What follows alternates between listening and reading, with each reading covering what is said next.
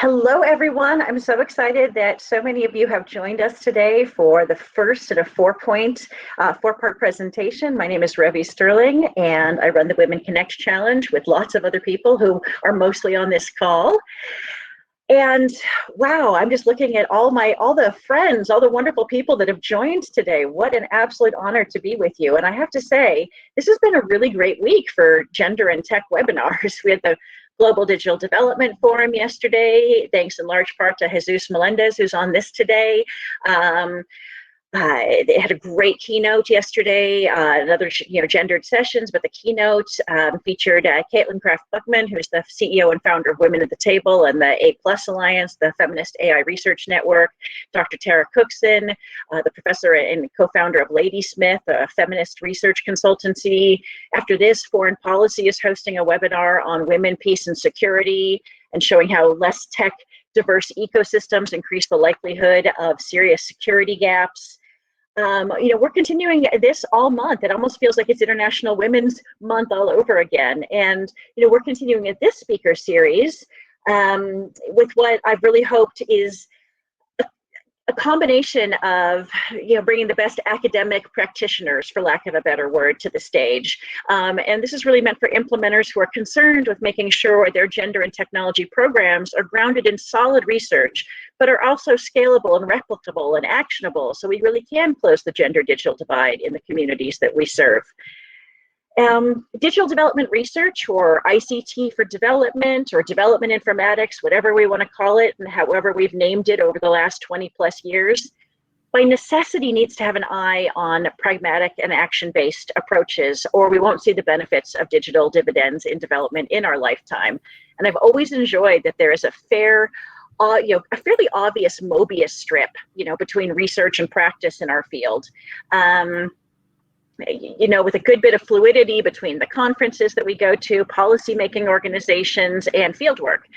This is why I wanted to showcase the proven strategies for addressing the gender digital divide from both perspectives, one that really demonstrates how to implement effective programming, and one that explains why it works. And this agreement on the proven strategies that we're going to cover this month further demonstrates that there's a shared agenda that we can get behind, borne out by both communities of development, research, and practice. And to that end, every week we're going to feature a Women Connect Challenge awardee, as well as the research pioneer that champions these strategies in their own work. And I think that will really affect the credibility of the approaches we discuss all month. I do want to jump in before I turn it over to our speakers to talk a little bit just about what the Women Connect Challenge is. And let's jump in there.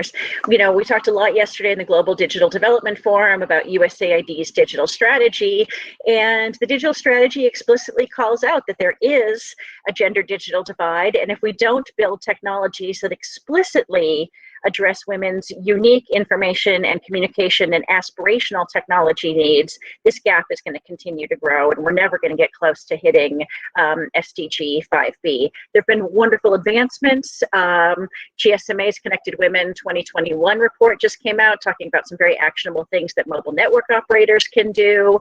I'm watching a lot happen with the Equals Coalition lately, and I think it's just time for us to make sure that again, as always, as we push towards more digitization of all of the development domains, especially in post-COVID era, we have to be just so much more mindful about women's positionality and how they're accessing and using technology, or we're just going to continue to exclude them. And this would be such a shame. If people who know me know I talk about the fact that development, ICT for development or digital development, and women can be this incredible force multiplier, and yet we continue to do things that push them apart and widen the gap. So this is all about closing that gap. And that's really where the Women Connect Challenge was born about 3+ years ago when we started working on this, and now it's in its 4th round. But it really is, the major focus is on the social norms and cultural barriers that underlie all of the normal, well-known, well-documented reasons for the gender digital divide and that gender and technology gap.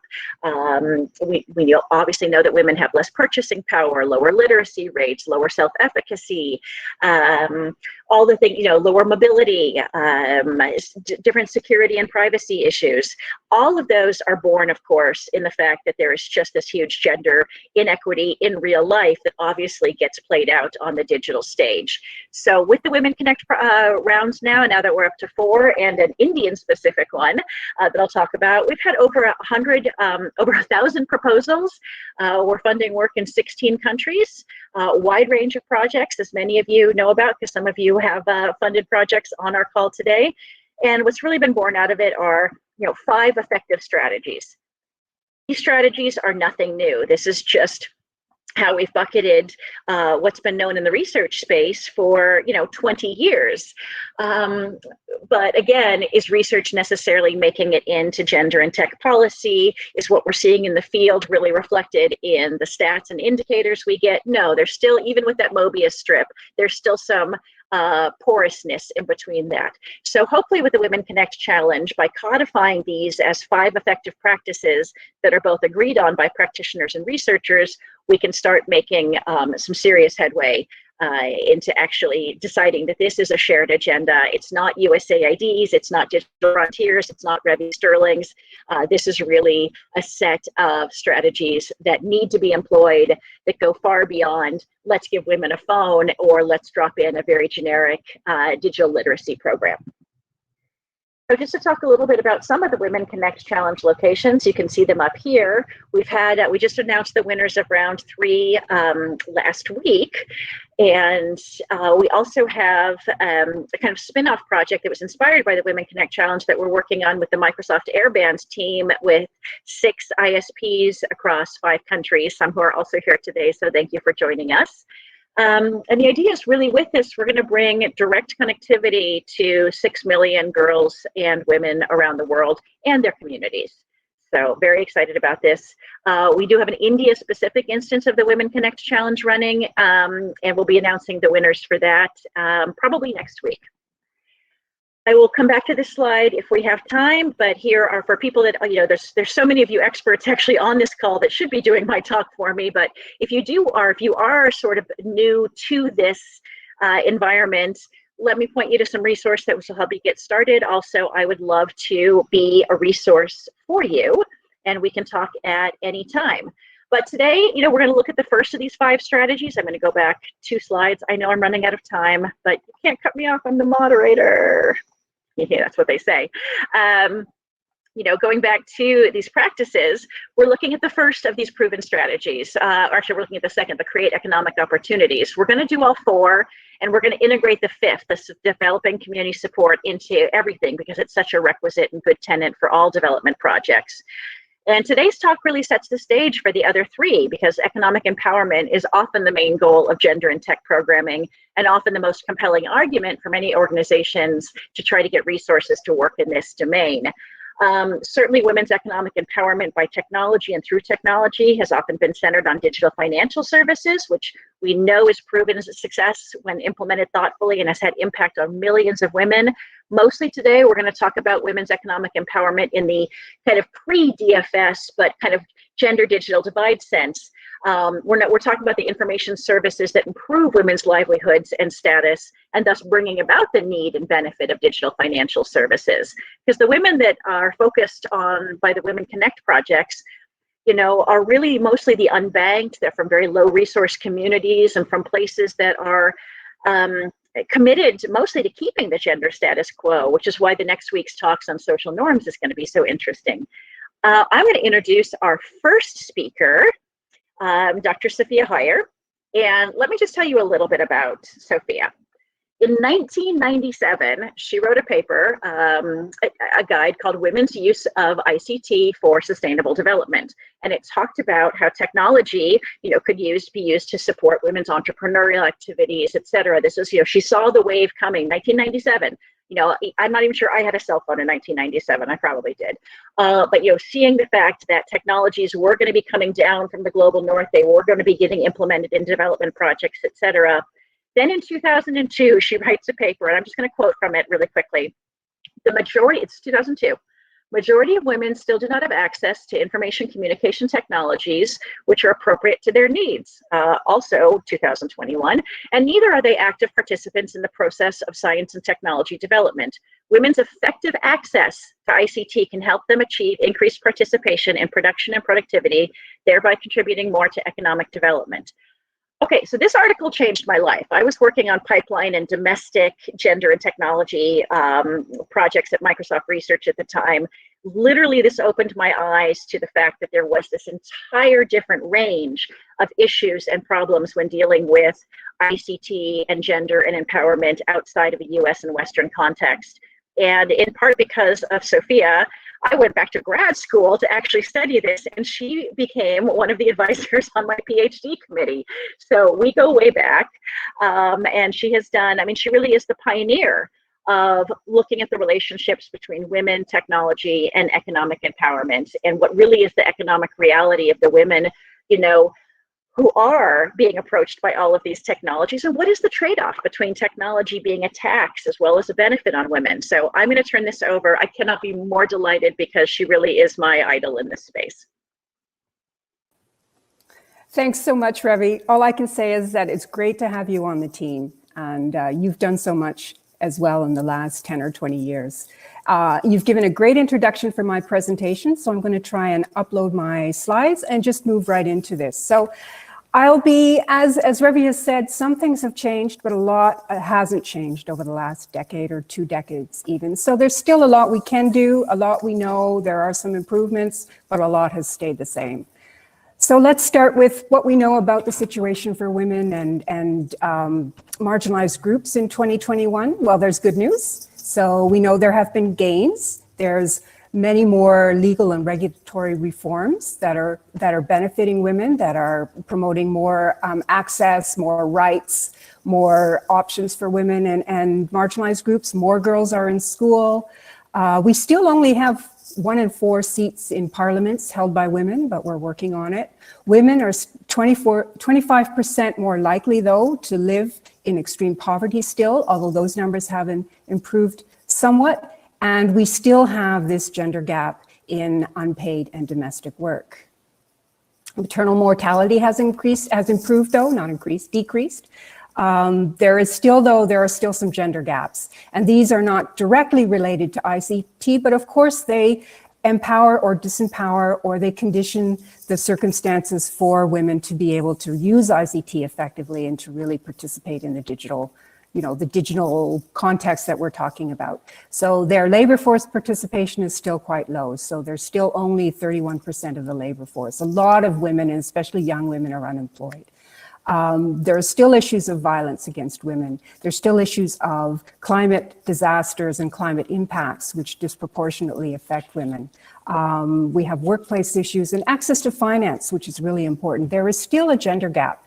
And while globally the gender gap is not that large, really, in regions, in certain regions, it's larger, and there is a big urban-rural gap. And so that gap increases once you get into the rural areas. So what are some of the kind of key economic issues affecting women's ability to really participate in, to own ICTs, to use them effectively? They have a much lower access to cash income, as well as less access to credit. So if you look at married men and women, you see that only 46% of women earned cash labor income compared to 75% of men. Many women are still excluded from economic decision-making within their own households, which will have effects on whether they own a phone, how they use the phone, how often they use the phone. And while there have been improvements in laws around inheritance and land access, in effect, customary and local practices mitigate against them actually acting on their rights. So these are all numbers before 2020. So without going too much into detail in the effects of COVID, we do know that COVID has impacted women at the grassroots disproportionately. And when the numbers, all of these numbers, really a lot of the economic development numbers for women have been decreasing, and we hope they will rebound, but that will take some time. So how does this affect the gender digital gap? Well, there have been improvements. So we now see that across the globe, 54% of women use mobile internet. However, they are 20% less likely than men to use mobile internet still. There is still a gap in ICT skills, particularly in the developing world and particularly in rural areas. There is still a gender gap around mobile ownership. Right, and so there's the difference as well between access and ownership. And if you don't own your household phone, then you have to negotiate for use of it, or you have to wait until other members of the family have used the phone. And if you don't have the same decision-making power over household resources, this will affect your ability to use it. There are also ICT literacy issues involved.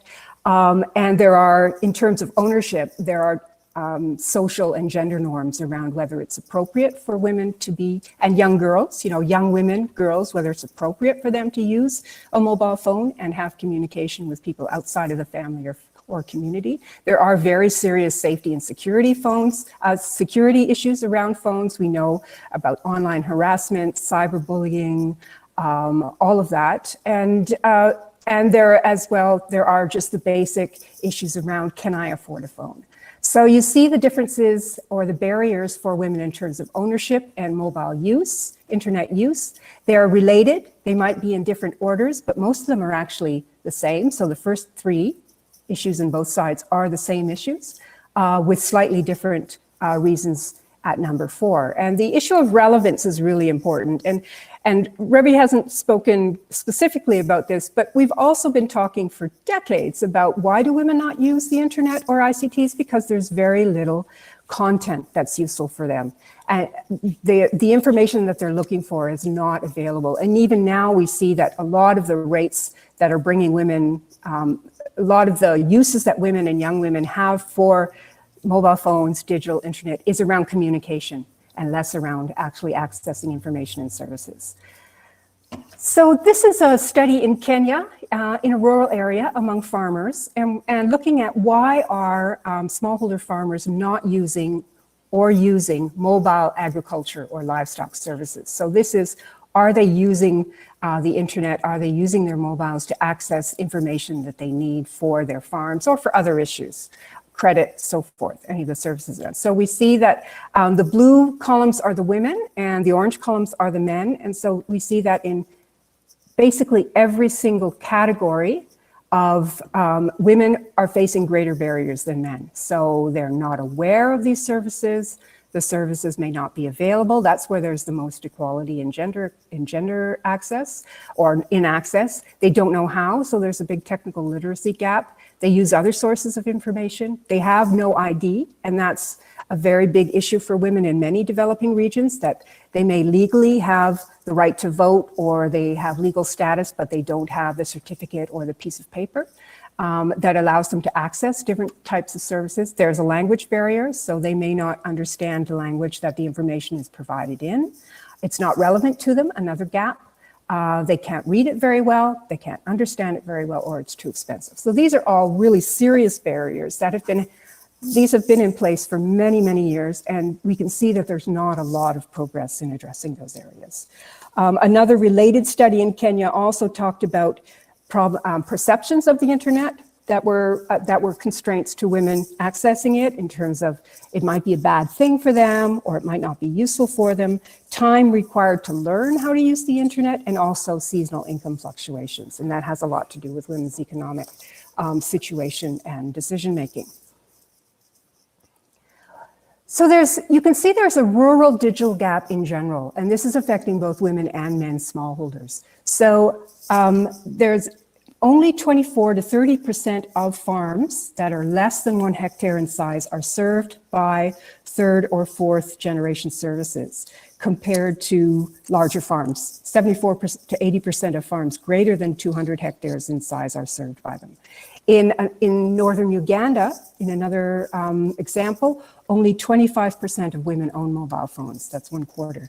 In Colombia, in some of the rural areas in Colombia, it's a very good example of how this plays out. So the access in Colombia is very poor. If you know where Colombia is on the map here, you can see that the access is very variable, and there's no access in many parts of the country. So Colombia is a good example, and this is true obviously of other parts of the world, where there's one phone in the household. It's a feature phone, it's not a smartphone. And the network access is variable or non-existent. So wherever the Wi-Fi or the network access is best, that's where the phone is during the day. And so that's who will have the control of the phone. So if the network is best in the home, then the phone will be at home all day, and the wife or the woman of the household will have control of the phone during the day. If the network is better out in the fields, then the man will take it with him and he will have the phone for the day.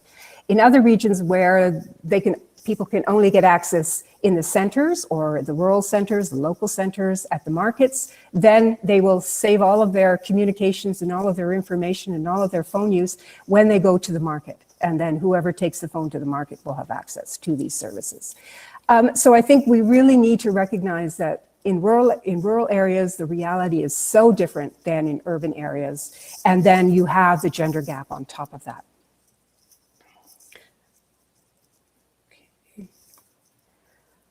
So one of the issues for women is the relevance of information for them. So I'm working right now with the Climate Change, Agriculture and Food Security of the CGIAR, and we're looking at what kinds of climate information do women need and men need. And what we see is that there's really differences even in the type of weather information that they need, because women and men work different fields, different crops, and have other activities that take place in different time periods. So if the man's field is worked before the woman's field, which often happens, then he needs different weather information than she does. And so we see the differences in the type of information that women and men may need differs. As well, women need other information. They need information on health. They need information on job searches. They need information on nutrition. They need to be able to ask questions about household issues as well as the agriculture and other issues.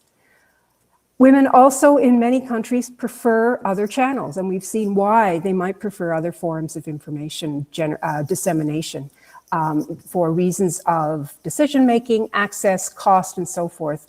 In many areas, women prefer radio, and there's lots of great examples of how radio is a great format for women, and Revi knows about that. She's done some really good work on that.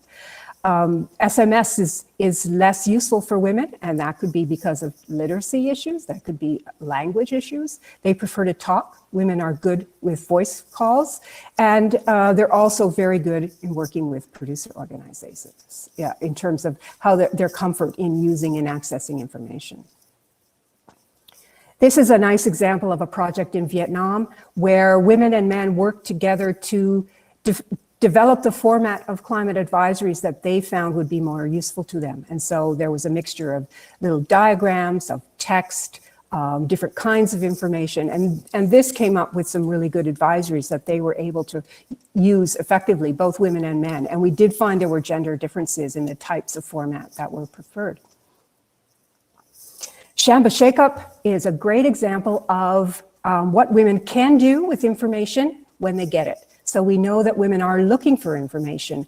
And in some cases, women actually, when they have access to information on climate, agricultural production, whatever, they use it more than men. And we haven't really looked into why that would be the case. My gut feeling is that women have fewer information resources to access. And so they really use the information that they can get.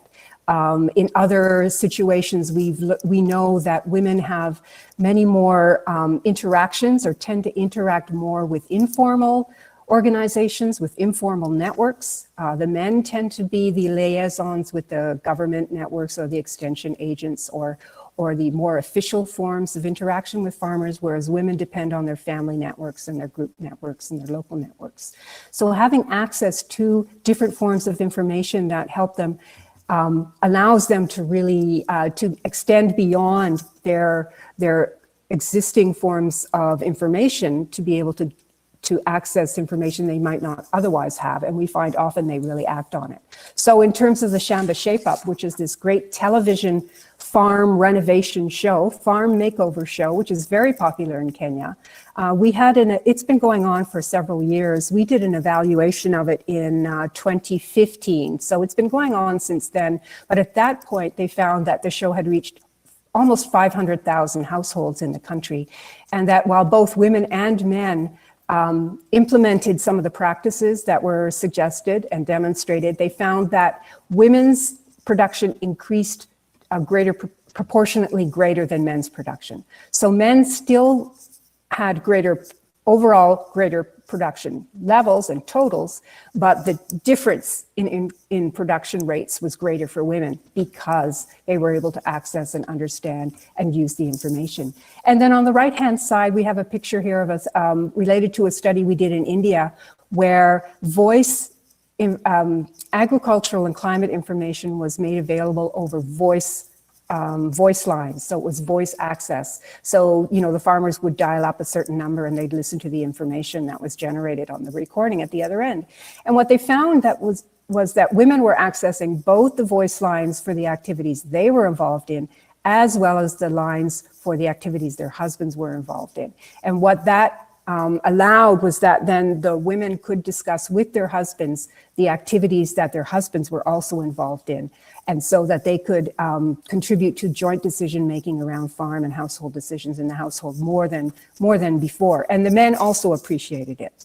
So let me leave it at this. I know my time is almost up, looking forward to questions, but I think we need to look at digital as something that can be an enabler, but that has to be fit to women, and women can't be expected to fit to the technology. Women do not own smartphones.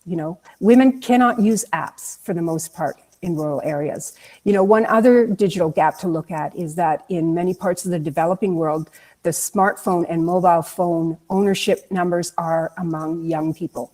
So it's predominantly young people who have access to this technology, but young people don't have access to the resources or potentially the decision-making power to be able to act on the information that they're generating and to use the phones productively. So let me close with that. Thanks very much, and I look forward to the discussion this morning. Thank you so much, Sophia. I loved hearing that. It looks like there were a lot of comments echoing what you have been leading on the forefront for a really long time, and you could never disappear because you're our voice of reason in this space and bring it back to the actual realities. Next, I want to introduce Lene, Sjorslev Schultz and Emil Danholt. They're both from Bluetown. They both lead the digital inclusion efforts there and will offer the practitioner perspective. Bluetown is a connectivity company that we are working with on 2 projects to bring network access to communities with specific focus on women's economic empowerment. And they have some very creative ways to make sure that technology certainly isn't a tax on women. And I'm delighted they're here with us today to show us a different model, alternative model to kind of the standard mobile network operator model, and showing how they can be much more creative and supportive of women's connectivity and information needs from their design from the ground up. They're also one of the only 2 projects that have gotten 2 rounds of funding through our work as part of these USAID programs, both in Mozambique and Ghana. The other 2-time awardee is AFCHICS, and we have some representation from them from here today. So with Bluetown, really hoping this is just the beginning. You're doing amazing work, and I turn it over to you. Thank you so much, Ravi, for that nice introduction, and thank you for letting us speak at this wonderful event. And then even after Dr. Sophia, that's such an honor. So thank you for that. I'm just getting my slides up here. Good. So first of all, I'm just going to quickly introduce Bluetown and who we are. I speak a bit about our model and specifically the project that we did in Mozambique under the Women Connect program, and then I'll let Lene follow up with our upcoming Women Connect project in Ghana. So Bluetown, we're a global internet and content service provider founded with a mission of connecting the unconnected to the internet through new business models and innovative technologies. So the background for this mission is, of course, that half the globe is unconnected. But what's even worse is that the growth rate for internet adoption among low-income households was 0.8% in 2019. So essentially, we're having a massive issue, the digital divide, and it's not really being solved at the speed or the scale that we would like to see. And we are humbly trying to come up with solutions for that, essentially connecting communities like the one you're seeing here on the background. So what we've tried to do in Bluetown is to design a model that break down sort of the key barriers that prevents people from going online today and utilizing digital services. And so sort of the four key barriers we see is infrastructure, so actually being within coverage of a reliable, high quality internet service, the affordability of the service, and the skills of the users, and of course incentives, which I think covers a lot of things from social, cultural acceptance, security, content, and sort of also perceptions of what's available. And so what we did was to first look on the infrastructure side. So we've built our own proprietary solar-powered connectivity solutions, and that are based on Wi-Fi and can essentially connect anywhere to any type of backhaul service. In terms of affordability, we've committed ourselves to the 1 for 2 target, so being able to offer 1 gigabyte for 2% of average monthly income. So if we're not able to do a business model that lives up to that target, we won't do the project. And we developed a local cloud platform, where we can distribute curated content to users, meaning they don't have to use the data credit to access it. To name an example of that is actually Sjorslev that Dr. Sophia mentioned, which is accessible on our cloud service, meaning that users can rewatch some of these episodes without having to use up their data credit, which is typically sparse. And then we have a lease-to-own device model, where users are able to pay a small monthly fee to get access to a device, and by that not having to pay the full amount up front. In terms of user capability and skills, when we go into a community, we try to identify who are sort of the digital champions and role models within a community, and we hire them as sort of our local staff, both to maintain the equipment, but also to run adoption and capacity building among the community members. And then finally, we try to work with partners that are also operating in these communities, whether it be NGOs, other private companies, government entities, to ensure that we don't just come with a lot of infrastructure, but we actually try to get it embedded into the existing structures of the communities. And we sort of see this barrier 3 and 4 as some of those that are quite clearly most difficult to solve. And that's why we are actively pursuing projects where we can develop sort of a model in that regard. And here the Women Connect program was an amazing opportunity to do just that, because clearly when it comes to these barriers, the digital gender divide is really substantial, and an area where we wanted to test some modalities and also improve on. So we are very happy that Ravi and the team wanted to work with us under the Women Connect program. And the project that we did in the first round was together with a Mozambican microfinance institution who had run financial inclusion programs for rural women in Mozambique for 30 years. So it had vast experience in that regard. And they wanted to move into digitalizing some of their activities, and we did a project where we provided the infrastructure and sort of our regular digital inclusion activities, and then we tried to integrate that into their financial inclusion programs. So essentially taking some, for example, the saving groups that were already there, that were already meeting, that were already doing capacity building within financial inclusion, and adding a digital element to it. We then connected those the place where these groups were meeting to sort of make sure it was a safe and comfortable space for them to meet. And on our local cloud platform, we had Gabi curate the content for it and also develop the content for it to make sure it was relevant for the target group. And we took sort of the leaders of these saving groups and made them into our micro operators, so those in charge of sort of leading the capacity building among the women, and also making sure that there was a peer-to-peer learning within the groups. And finally, since the beneficiaries in this program were oftentimes already connected to sort of a financial scheme with Gabi, we introduced this smartphone lease-to-own model within that existing structure, so they would pay within their saving groups, just like we know it from classic microfinance programs.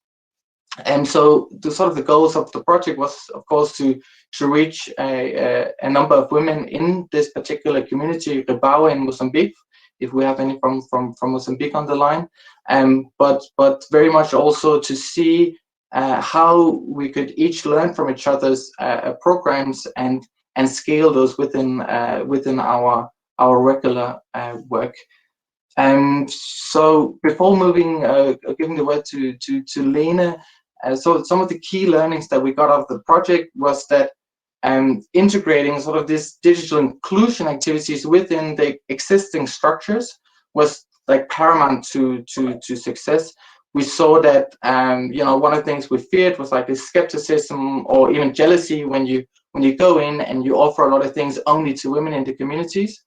But because this was part of an existing program, so the saving groups and the other activities run by Gabi, this wasn't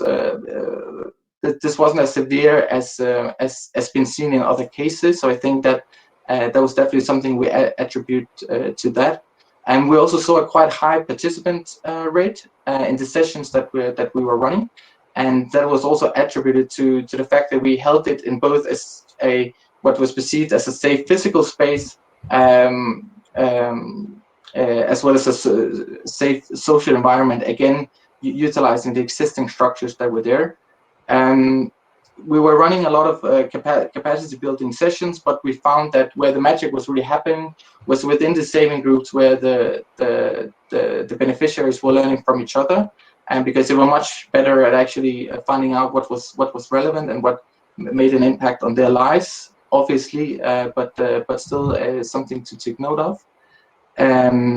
Particularly because the project allowed to sort of leverage on these existing role models, because typically those that were the leaders and role models within the saving groups would also be the ones sort of spearheading this digital programs.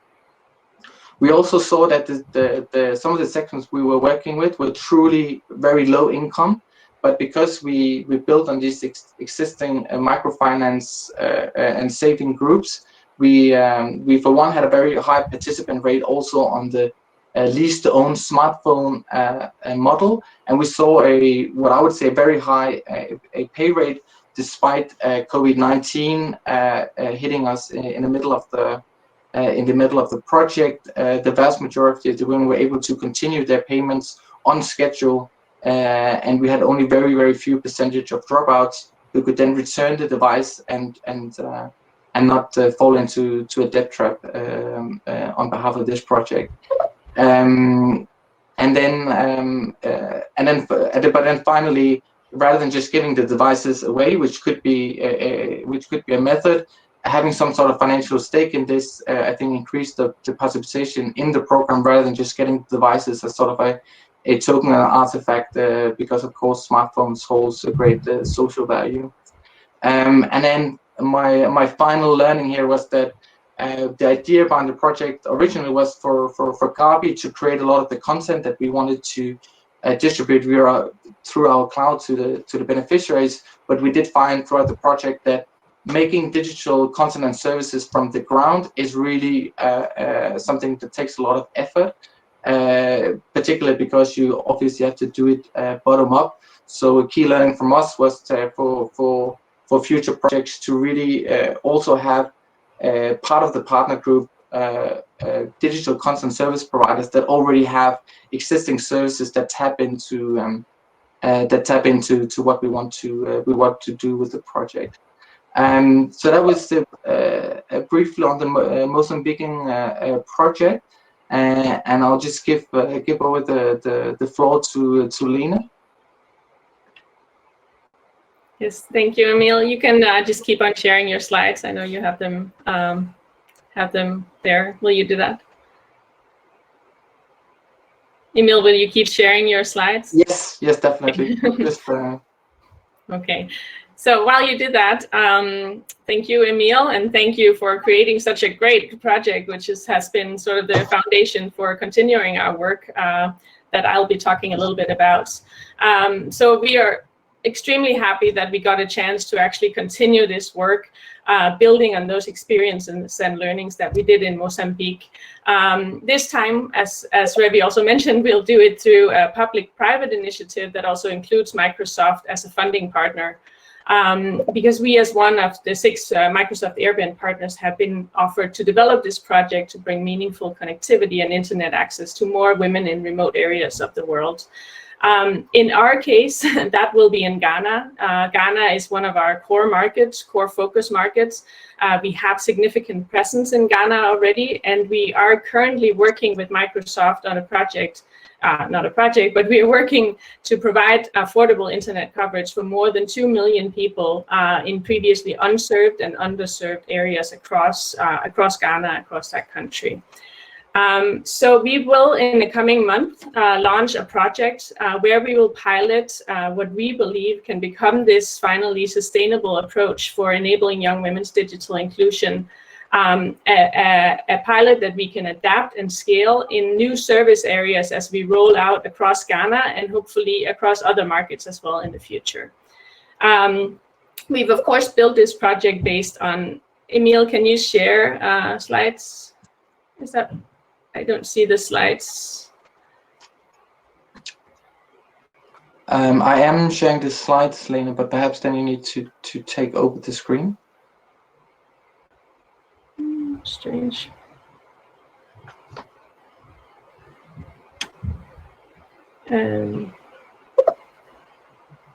Ruby, can you let us know if you see the slides from your side? Oh, okay. Strange. Let's see.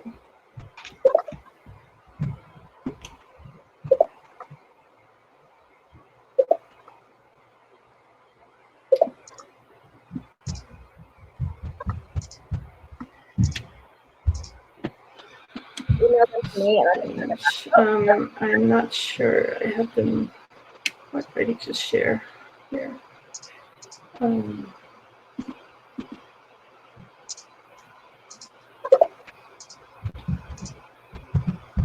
These were not the right slides.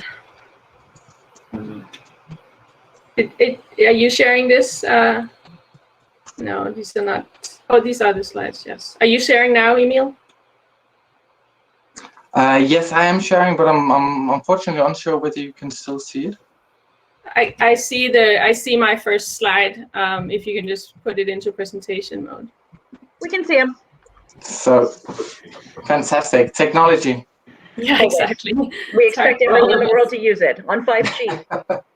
All right, exactly. No, so yeah, so we are about to launch this project, and of course the project in and of itself has based very much on these learnings from Mozambique, but also with great input from Digital Frontiers, who have developed a report from these areas specifically that we will cover. And then, of course, it has helped us in a tremendous way that we didn't have that opportunity in Mozambique, that this is a country where we're already present, and where we ourselves and our local team, which is more than 50 people, I believe it's probably a lot more by now, it grows quite significantly right now, are out in the market and experience these barriers for digital inclusion in general and women in specific. I can talk a lot about this project. There's so many things to be said, and we are extremely excited to get started. We don't have too much time, but there are two things that sort of are developing on our project from Mozambique that I'd like to touch on. Emil, if you would move to the next slide. So the first thing is the scope of this project. In Mozambique, we focused on very rural communities, and this is something we will definitely continue doing. Focusing on these communities, on rural and remote communities is sort of where our mission at Bluetown is rooted.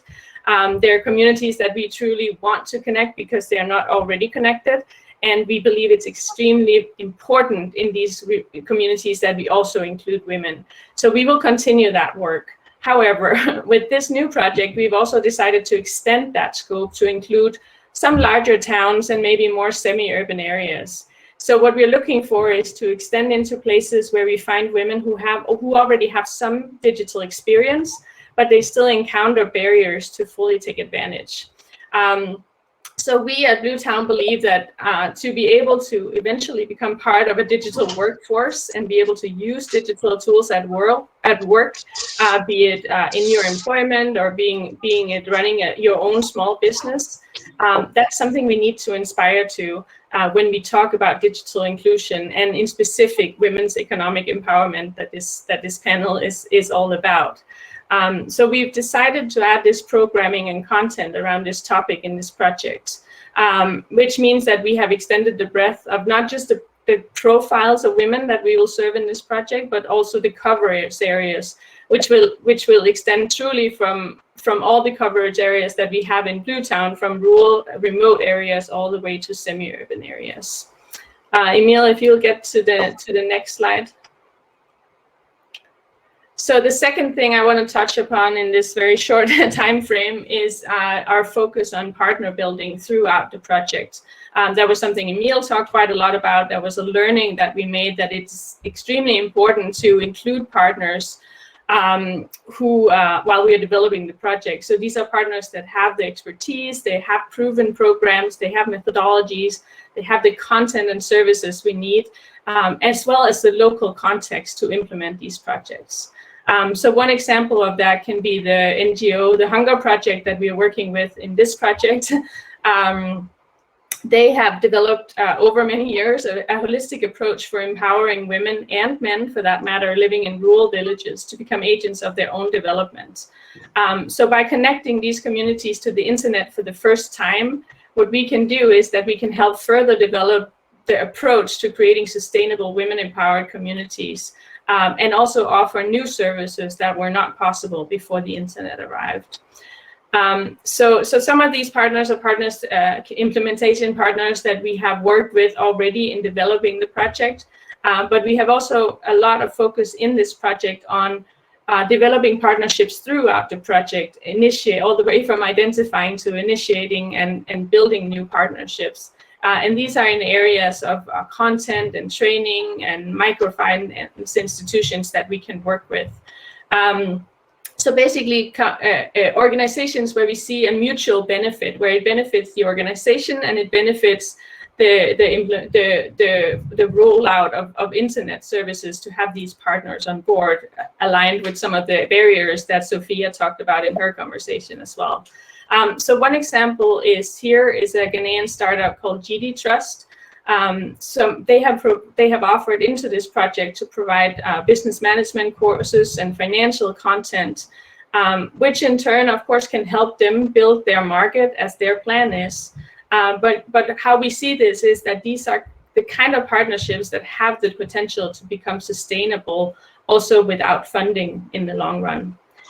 So those are some of the partnerships. There are many other partnerships that are part of this project that we look forward to sharing more about and to build over the coming 16 months as the project will run. So I think we're out of time. I know we have a lot of content, but we'll be happy to answer any questions you may have.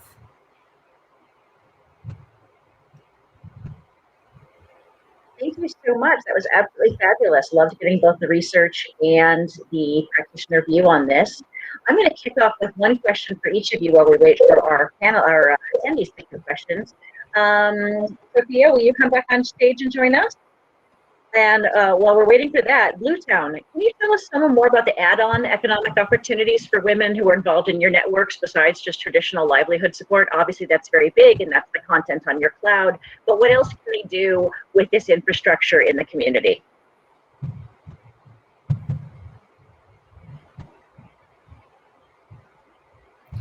I'm sorry. I couldn't hear you. I'm sorry. No worries. I was wondering if you had any add-on economic opportunities that are being provided. You know, once you've got your network in place, are women doing trainings? Are they fixing phones? Are they doing? You know, are they selling airtime? Are there other related add-on economic opportunities that you're seeing? I think one thing we've had a high focus on is that, as we see as one of sort of also a contributor to sort of a gender digital divide on internet adoption, is that most resellers of data and internet are young men. And so sort of a focus for us is to have as close to a 50-50 gender split on our on-ground sales staff.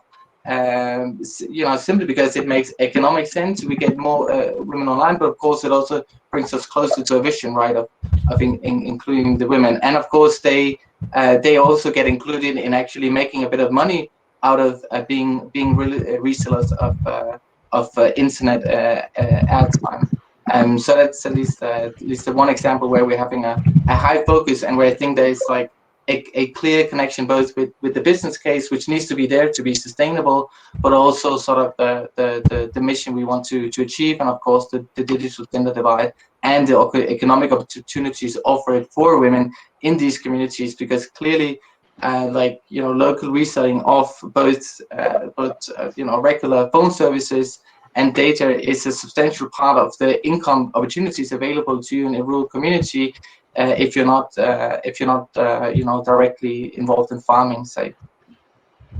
Oh, and here's another question for you. Sorry, Sophia, I'm going to jump the gun here, but Foster Kofi Sam asks, in Ghana, who I had the pleasure of working with earlier this year, how does one become a content and training partner in Ghana? We are into training women with digital skills in both rural and urban. Mm-hmm. Well, you just reached out to us. We are very happy to talk to anyone who's interested in this project and beyond, of how we can bring all these resources together in order to create the best product. That's really what we're looking for. So reach out. I'll be happy to share my email if you just put your emails in, that would be great. All right, Sophia, we're going to go back to women's empowerment. And, you know, what I always think is very interesting, and how you helped teach me this way back when, is there are so many different forms that women's empowerment takes. Why is it that economic empowerment is always considered first, as opposed to over political or social or educational empowerment, with a lot of us are working on as well? Yeah, you know, there is this kind of focus on economic empowerment, and then there's a reaction against it, right? And I think the problem is posing it as an either or. You know, it's really important for women to have their own money, to be able to control their own money, to be able to make decisions around how money is spent in the household, outside of the household. But it's also important for women to be on community organization directorship boards, or, you know, boards of directors. It's important for them to be involved in the water management facilities in their community. It's important for women to be on the town councils. It's important for women to be, you know, at the national level in politics. It's really important for women to feel confident, to say, express their views, to feel that they'll be listened to feel that their perspective is important. And so there's no one focus. You know, economic empowerment is important, obviously, but it's not sufficient in itself, you know, because if women are not empowered in the household, then men may just take the money that they're earning and use it for their own uses, their own interests. If women aren't able to have a say in how children are educated, when they're educated, then there are problems for the children as well as for the household. So there does, you know, you can't do everything. No one can do everything. But what I look at it as is you give women the tools to be able to form their own empowerment. So if they have access to a mobile phone or they own a phone, they can decide how they're going to use it. If they have the information on how they can use it, they're maybe going to use it for mobile money. Maybe they're going to use it to find another job. Maybe they're going to use it to, you know, help find a school for their kids or so forth.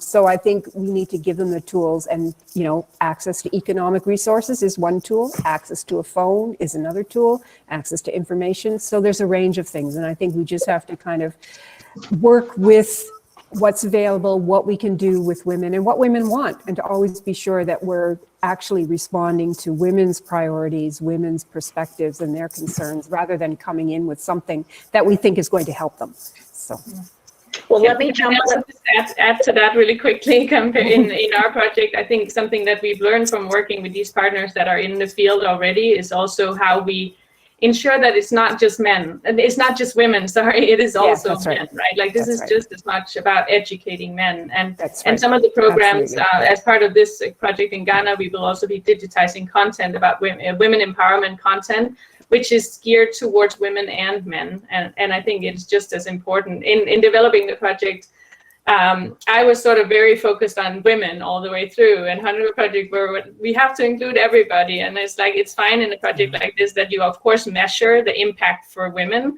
but I don't think you should exclude men from being part of these projects as well. That's right. And I think women, men, you know, there are examples of, if you even just inform men, bring them into the process, they may not be involved directly, but they appreciate knowing what's going on. They appreciate knowing what the benefits are for their family, and they may have a role as well, but that's not, you know, as long as you're bringing them along, you know, in general, they will tend to be much more positive about it.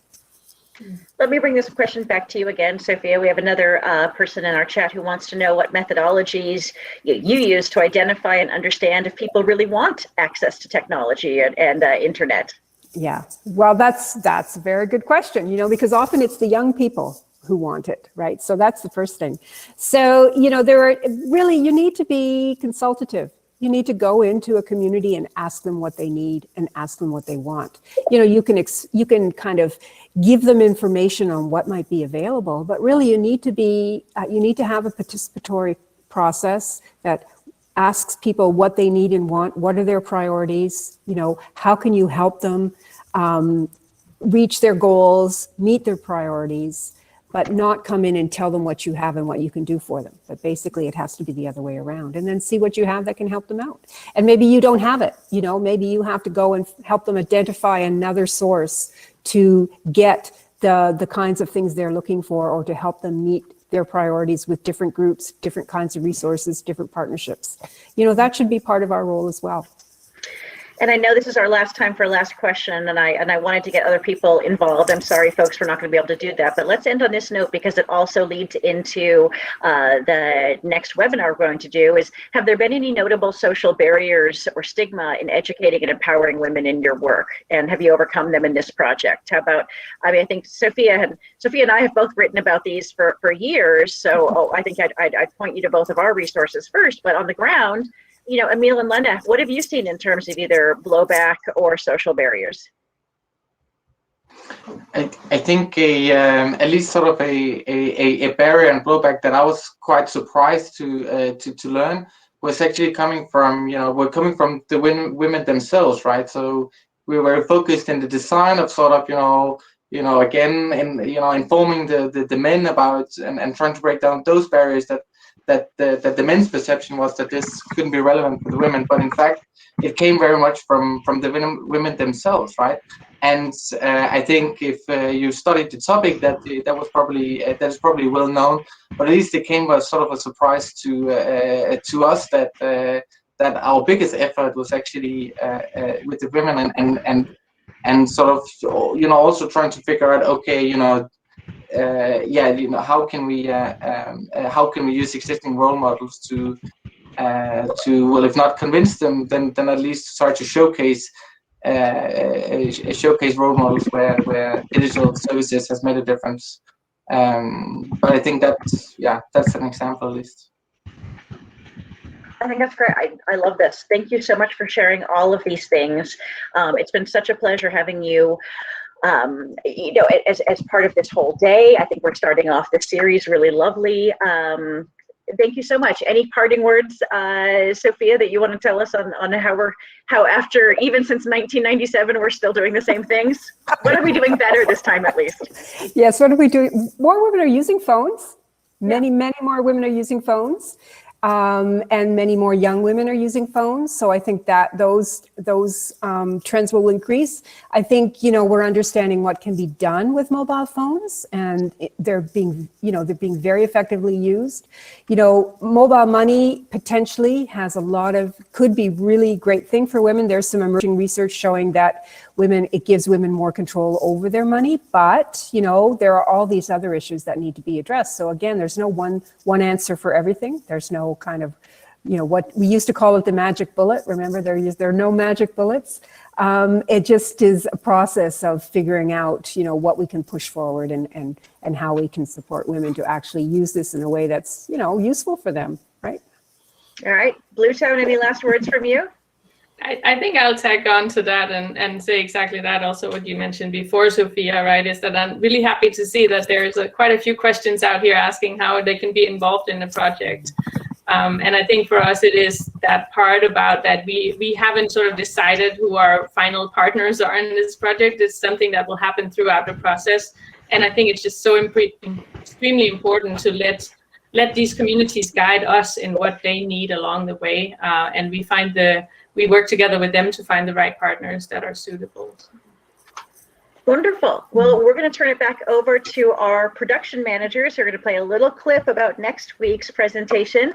I hope you join us. Please stay in touch with everybody. I'm going to put my email here in the chat. You can dial me anytime, and I'm happy to connect you with our speakers. We'll find a way to get the slides out. I'm just so delighted that so many of you came and stayed. Okay, Jesus, now yes, we need to look at all these things, very much so. We'll leave the chat open while we play this little teaser for next week. Emil, Lene, Sophia, thank you so much. Sophia, I'm sad your bird didn't join us this time, but maybe next time. Everybody, thank you so much for attending. Thank you. Thank you.